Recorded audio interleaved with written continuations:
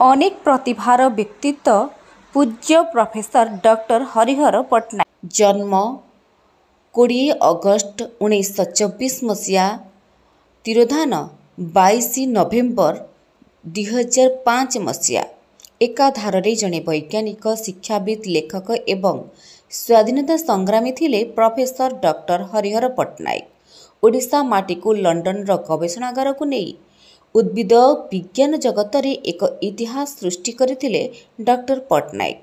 ओडिशा रे विज्ञान पुस्तक और प्रबंध लिखि से ओडिशार घरे घरे विज्ञान को पहुँचाइबा को जीवनर शेष पर्यंत प्रयास जारी रखिथिले।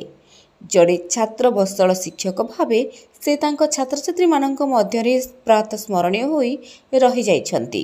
प्रोफेसर हरिहर पट्टनायक 1924 मसीहा अगस्ट 20 तारिख रे अविभक्त कटक जिलार बलरामपुर तलगड़ ग्राम जन्मग्रहण करथिले। डाक्तर कालीचरण पट्टनायक और दीनमणि देवींकर से थिले एकमात्र पुत्र। तांकर चारि भौणी मानक मध्यरु बड़ भौणी हेउचंती विशिष्ट समाजसेवी तथा स्वाधीनता संग्रामी निशामणि देवी। अन्य भौणी माने हेले हेमलता पट्टनायक, आशालता पट्टनायक और शैलबाला पट्टनायक। संबलपुर विश्वविद्यालय और जातीय आईन विश्वविद्यालय ओडिशार प्राक्तन कुलपति पद्मश्री प्रियंवदा महांती हेमजादी हेउछंती तांको बड़ भौणी निशामणि देवींक कन्या। से 1948 मसीहा जून 16 तारिख रे पुरीर स्वर्गत श्रीकृष्ण महांती एकमात्र कन्या उमा देवी को विवाह करथिले। जड़े दक्ष प्रशासक तथा समाजसेवी भावे श्रीकृष्ण महांती बा फक बाबू सुनाम अर्जन करथिले। 1932 मसीह प्रोफेसर पट्टनायक के पिता बाणपुर रे सरकारी डाक्तर थिला बेले तांकर पाठ पढ़ा आरंभ होइथिला। एहार 2 वर्ष पर पितांक कटक बदली जोगु से प्यारेमोहन एकाडेमी रे नाम लेखाइले। ता पर वर्ष 1935 मसीह पितांक बदली जोगु से संबलपुर कले। 1936 मसीह बापांक पुनर्कटक बदली जोगु से फेरिले Cuttack Ravenshaw art collegiate school नाम लेखाइले। से 1941 मसीह रेभेन्सा कॉलेजिएट स्कूल रु प्रथम श्रेणी रे मैट्रिक पास कले। एहा परे से ख्यातिनामा संपन्न रेभेन्सा कॉलेज रे आईएससी नाम कहूची। आज गोटे बहुत भल दिन जे आमे आज हरिहर मौसांकर आज जो जन्म शतवार्षिकी समारोह आमे पालन करछु। आज समस्त टिके कहि सारे मोर 5 मिनिट आबे 3 मिनिट हे गला। निरंजन भाई टिके अधिक टाइम नहीं गले तेणु 3 मिनिट भितर मु जा जा टिके कहबा को चाहूची। बस मोर माने होची जे हम माने समस्ते हरि मामुकर जो तिला स्नेह श्रद्धा से जो आम एकत्रित होइछु तांकरी पाई केवल मु तो भाषण देवी नहीं किंतु केते बड़े जिनस कहबी। प्रथम कथा हला जे हरि मामू मोर जो करियर पाई से बहुत किसी साहाय्य करछथि। तो प्रथम कथा कहबी जे मु तो स्कूल ले पढुथले मु नाच गीत रे व्यस्त थिली मु पाठ पढु नथली। तो 11th क्लास रे हमर मैट्रिकुलेशन परीक्षा हुए। 10th क्लास रे मते कहले तू कौन ऑप्शनल नबु।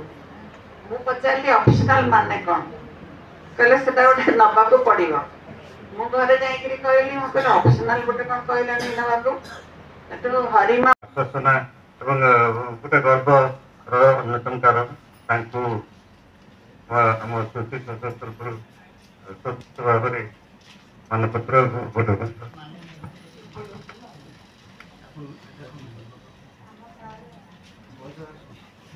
आमे बहुत खुशी एवं गर्व अनुभव करछु जे आमे जने सताई पुरुषंकर जन्म शतवार्षिक र उद्यापन उत्सव एठी पालन करुछंती एवं तार उद्घाटन उत्सव गत वर्ष ठीक यही समय शाला भवन रे अनुष्ठित होइतला एवं आज जी सभापति सभापतित्व करुछंती प्रोफेसर डॉक्टर आशुतोष देवता मध्य श्री उपस्थित थिले एवं आपण मान समस्ते उपस्थित थिले। जाहो आज गोटे वर्ष भितर आमे ये शतवार्षिक कमिट किछि किछि कार्य करिछि एवं आगुक मध्य ये कार्य ଜାରି ରଖିବ। ଏହାର ମଧ୍ୟ ଗୋଟେ ସ୍ୱତନ୍ତ୍ର ସ୍ମୃତି ସଂସଦ ରହିଛି, ଯାହାର ସଭାପତି ଥିଲେ, ପ୍ରଥମ ସଭାପତି ଥିଲେ ପ୍ରଫେସର ଡକ୍ଟର ହୃଦାନନ୍ଦ ରାୟ ଏବଂ ତାର ଉପସଭାପତି ଡକ୍ଟର ସତ୍ୟ ରାୟ ଏବଂ ସାଧାରଣ ସମ୍ପାଦକ ଅଛି। ଏବଂ এই କମିଟି এই ପ୍ରଥମ ସ୍ମୃତିଚାରଣ ସଭା ମଧ୍ୟ ଏଇଠି ହେଇଥିଲା। ତେବେ ଯାହା ହଉ ତାଙ୍କର ସେ କାର୍ଯ୍ୟକ୍ରମ ଚାଲିଛି। ଆଜି ଶତବାର୍ଷିକ କମିଟିର ଏହି କାର୍ଯ୍ୟକ୍ରମର ଉଦ୍ଯାପନ ସମାରୋହରେ ଆପଣମାନେ ଯୋଗ ଦେଇଛନ୍ତି। ମୁଁ ପ୍ରଥମେ ଆପଣମାନଙ୍କୁ ମୋ ହୃଦୟରୁ ଅଭିନନ୍ଦନ, କୃତଜ୍ଞତା, ନମସ୍କାର ଜଣାଉଛି। ତେବେ ଯାହା ହଉ ଖୁସିର କଥା, ଆପଣମାନେ ଆମ ଅନୁରୋଧକୁ ରକ୍ଷା କରିଛନ୍ତି ଏବଂ ଆଜି ଆମ ଗଣରେ ଯେଉଁ ଉପସ୍ଥିତ ଅତିଥିମାନେ ଅଛନ୍ତି ସମସ୍ତେ ଆମର ନିମନ୍ତ୍ରଣକୁ ମଧ୍ୟ ରକ୍ଷା କରି ଆସି ପହଞ୍ଚିଛନ୍ତି। ତାଙ୍କୁ ମଧ୍ୟ ଅନୁଷ୍ଠାନ ତରଫରୁ ମୁଁ କୃତଜ୍ଞତା ଜଣାଉଛି। ଆଜି ଆମ ଗହଣରେ ଯେ ଉପସ୍ଥିତ ଅଛନ୍ତି ଉଦ୍ଘାଟକ ଭାବରେ ପ୍ରଫେସର ଡକ୍ଟର ଦେବୀ ପ୍ରସନ୍ନ ପଟ୍ଟନାୟକ, ଯାହାଙ୍କର ପରିଚୟ ଆପଣମାନେ ହିଁ ଜାଣିଛନ୍ତି। ତାଙ୍କର ବେଶୀ ପରିଚୟ ଦେବା ମୁଁ କାହିଁ ଭାବୁଛି ମୋ ପାଖରେ ଠିକ୍ ହେବ ନାହିଁ। ଆପଣମାନେ ସମସ୍ତେ ଜାଣିଛନ୍ତି ସେ ଜଣେ ଭାଷାତତ୍ତ୍ୱବିତ୍ ଏବଂ ପଦ୍ମଶ୍ରୀ ଉପାଧି ମଧ୍ୟ ସେ ଲାଭ କରିଛନ୍ତି। ପଦ୍ମଶ୍ରୀ ଉପାଧି ବୋଡ଼ୋ ଗୋଟେ ଲାଙ୍ଗୁଏଜ୍ ଅଛି ଯେଉଁଟାକି ଇଣ୍ଡିଆନ୍ କନଷ୍ଟିଟ୍ୟୁସନ୍ 8ମ ଧାରାରେ ସେ ଯେଉଁ ଭାଷା ନେଇକି ତାକୁ ସେ ପଦ୍ମଶ୍ରୀ ସେଥିପାଇଁ ମଧ୍ୟ ତାଙ୍କୁ ଭାରତ ସରକାର ଦେଇଥିଲେ। ତେବେ ଗତ ବର୍ଷ ଏହି ବର୍ଷ ଯେଉଁ ଓଡ଼ିଆ ଭାଷା ବିଶ୍ୱ ଓଡ଼ିଆ ସମ୍ମିଳନୀ ଅନୁଷ୍ଠିତ ହୋଇଥିଲା ଭୁବନେଶ୍ୱରରେ, ତାଙ୍କୁ ମଧ୍ୟ ଭାଷାବିତ୍ ସମ୍ମାନ ମଧ୍ୟ ପ୍ରଥମ ଭାଷାବିତ୍ ସମ୍ମାନ ମଧ୍ୟ ତାଙ୍କୁ ପ୍ରଦାନ କରାଯାଇଛି। ଆମେ ବହୁତ ଖୁସି ଏବଂ ଗର୍ବିତ ଅନୁଭବ କରୁଛେ। ଆପଣମାନେ କେବେ ଭାବିପାରିବେ ତାଙ୍କର ବୟସ କେତେ? ତାଙ୍କୁ 91 ବର୍ଷ ହେଇଗଲାଣି। ଆପଣ କେବେ ଭାବିପାରୁଛନ୍ତି, ଆଶା କରୁଛନ୍ତି ସେ ବସିଛନ୍ତି କଥା ହେଉଛନ୍ତି? ମୁଁ ତ ଭାବୁଛି ଆମେ 80 ଧରିଲା ବେଳକୁ ଆମେ ଥବା କି ନଥବା।